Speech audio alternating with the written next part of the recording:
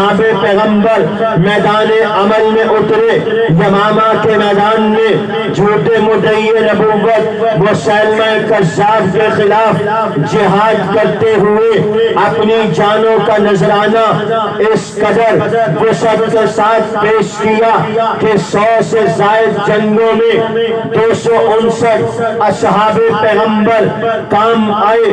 ان کا پاکیزہ خون اللہ کے دین کی سربلندی کے لیے بہا دیا گیا۔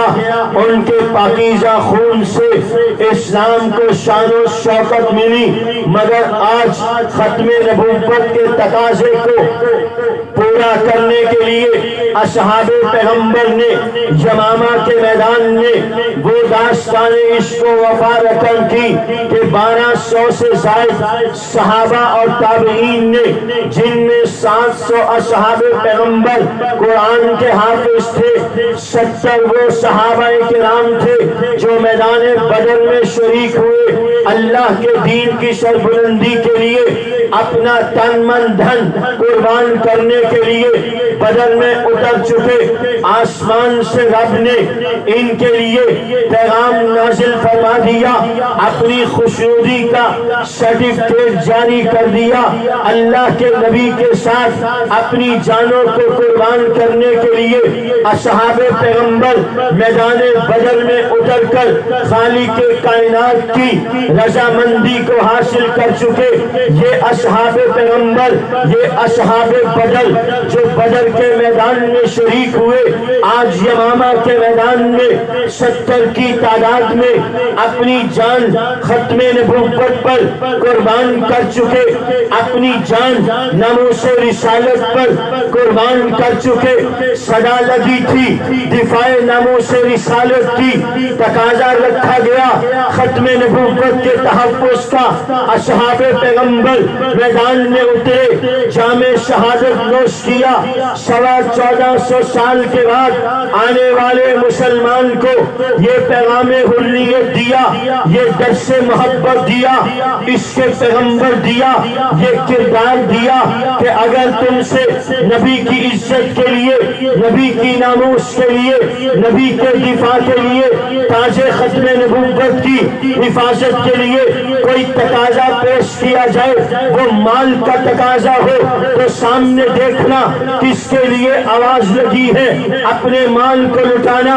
اگر جان کا تقاضا ہو تو سامنے دیکھنا کس کے لیے جان مانگی گئی ہے، تو اپنی جان اصحاب پیغمبر کی طرح حسبی کے قدموں پہ قربان کرنا۔ پھر تمہیں اس وقت ترجیح دینا ہوگی، اپنے نبی کو ترجیح دے کر اپنی جان کو قربان کرنا ہے، یا اپنی آل اولاد کو ترجیح دے کر اپنی جان کو بچانا ہے، اپنے نبی کو ترجیح دے کر اپنے نبی کے لیے مال قربان کرنا ہے، یا اپنی آل اولاد کو ترجیح دے کر اپنی آل اولاد کے لیے مال بچانا ہے، اپنے نبی کے لیے اپنے منصب کی قربانی دینی ہے، یا تم نے اپنے لیے دنیا کے لیے اپنے منصب کو بچانا ہے۔ پھر تمہیں اس وقت فیصلہ کرنا ہوگا، پھر تمہیں ترجیح قائم کر۔ آج میں نے ترجیح کس کو دینی ہے؟ آؤ میں آپ کو سبق سناتا ہوں، آپ کو میں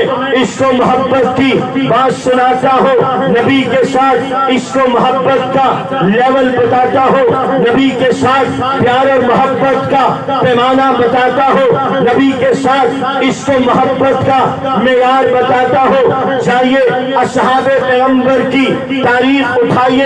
طلحہ بن برا رضی اللہ تعالی عنہ ایک چھوٹی عمر کے صحابی ہیں، انہیں پیغمبر سے بڑی محبت ہے، پیغمبر ان سے محبت کرتے ہیں، کبھی یہ نبی سے ملنے آتے ہیں، کبھی نبی ان سے ملنے جاتے ہیں۔ ذرا طلحہ کے مقدر کا اندازہ کیجئے، نبی آخر الزمان، امام الانبیاء، خاتم النبیین، سید الاول الاولین والآخرین اپنے دوست اپنے محبوب صحابی سے ملنے کے لیے اس کے گھر تک جاتے ہیں. کیا ناز ہے, کیا شان ہے, کیا مقدر ہے اس صحابی رسول کا. امام الانبیاء اسے ملنے کے لیے جاتے ہیں.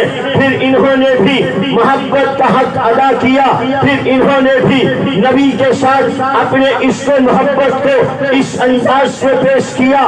رہتی دنیا تک اس انداز عشق کو یاد رکھا جائے گا. چند دن گزر گئے, طلحہ بن برا پیغمبر کی خدمت میں حاضر نہیں ہوئے. ملاقات میں تاخیر ہوئی.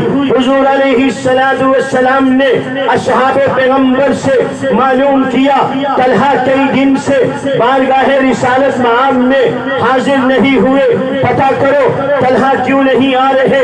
معلومات کی گئی کئی دن سے حضرت طلحہ بن برا رضی اللہ تعالی عنہ صاحب فراش ہے, بستر پر ہے.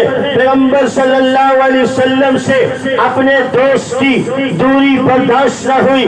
اپنے دوست کا کئی دن غائب رہنا برداشت نہ ہوا. حضور علیہ السلام ان حضرت طلحہ بن برا رضی اللہ تعالی عنہ کو ملنے کے لیے ان کے گھر پہ گئے. حضرت طلحہ بستر پر لیٹے ہوئے ہیں.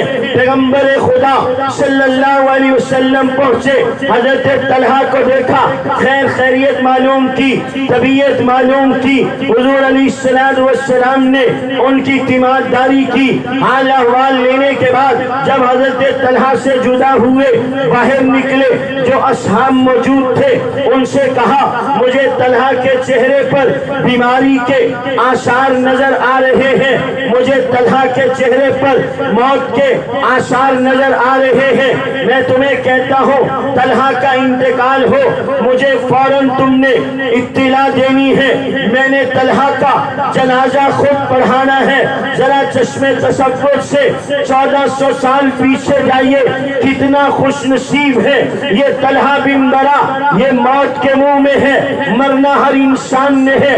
کل من علیہا فان کا مصداق ہر ایک نے بننا ہے, مگر طلحہ کے لیے کتنی بڑی سعادت ہے, کتنی بڑی خوشبختی ہے, کتنی بڑی سعادت مندی ہے. پیغمبر کہتے ہیں طلحہ کا انتقال ہو, مجھے فوراً اطلاع کرو, میں طلحہ کا جنازہ خود پڑھاؤں گا.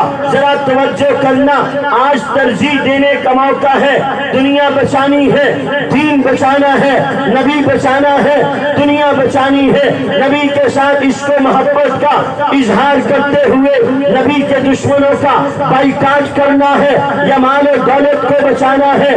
آج پتا چلے گا عشق و محبت کے سامنے لائن کھینچ دی گئی ہے. کون عشق و محبت میں لائن کو کراس کرتا ہے, کون عشق و محبت میں مال کی قربانی دیتا ہے, کون جان کی قربانی دیتا ہے, کون اولاد کی قربانی دیتا ہے. آج پتا چلے گا کیا ہو رہا ہے. حضرت طلحہ بن برا کا انتقال ہو, مجھے اطلاع دو, میں آ کے ان کا جنازہ پڑھاؤں گا. ذرا توجہ کیجئے, میں اگلی بات کہنے لگا ہوں, اللہ کرے وہ بات درست ہو, میرے بزرگ اس کی تائید کرے. اتنی بات تو پیغمبر نے خود کہی کہ مجھے اطلاع دینا, میں آ کے جنازہ پڑھاؤں گا. ادھر انتقال ہوتا, ادھر اطلاع دی جاتی. میرا وجدان کہتا ہے یہ بھی ممکن ہے حضرت طلحہ کو غسل دیا جا رہا ہوتا, پیغمبر پانی کا ڈول ڈال دیتے. یہ بھی ممکن ہے غسل سے فارغ ہونے کے بعد کفن میں بھی پیغمبر شریک ہو جاتے. جنازہ تو پیغمبر نے پڑھانا ہے. یہ بھی ممکن ہے نبی اپنے ہاتھوں سے طلحہ کی قبر تیار کرواتے, قبر کے اندر اترتے, طلحہ کو قبر میں اتارتے, اپنے ہاتھ سے مٹی ڈالتے, قبر پہ کھڑے ہو کے طلحہ کے لیے دعا کرتے.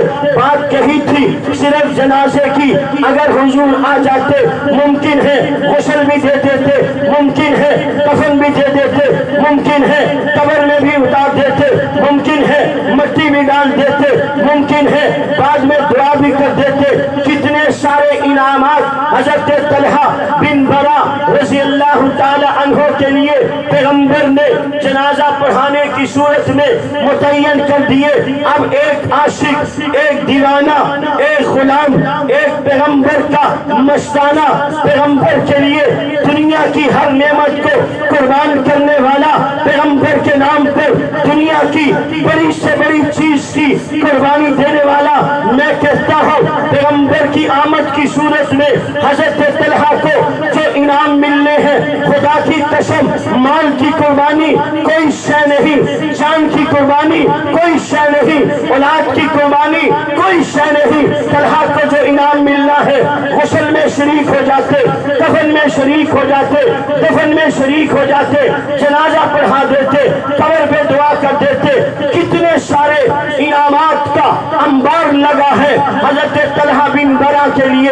حضور نے کہا طلحہ کا انتقال ہو جائے مجھے اطلاع دی جائے، میں طلحہ کا جنازہ پڑھاؤں گا۔ ادھر حضرت طلحہ نے اپنے دوستوں کو بلایا، حضرت طلحہ نے اپنے دوستوں کو بلایا اور کہا مجھے لگ یہ رہا ہے کہ میرا وقت پورا ہو گیا ہے۔ ادھر بھی وقت پورا ہو گیا۔ کتنا ٹائم ہو گیا؟ 5 منٹ باقی لو۔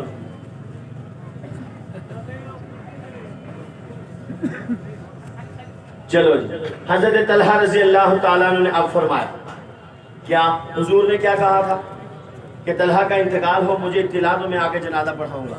اب حضرت طلحہ نے دوستوں کو بلایا، ادھر آؤ میری بات سنو، میرا انتقال ہو جائے فوراً سے پہلے تم نے مجھے غسل دینا ہے، کفن دینا ہے، میرا جنازہ پڑھا دینا ہے اور مجھے دفن کر دینا ہے۔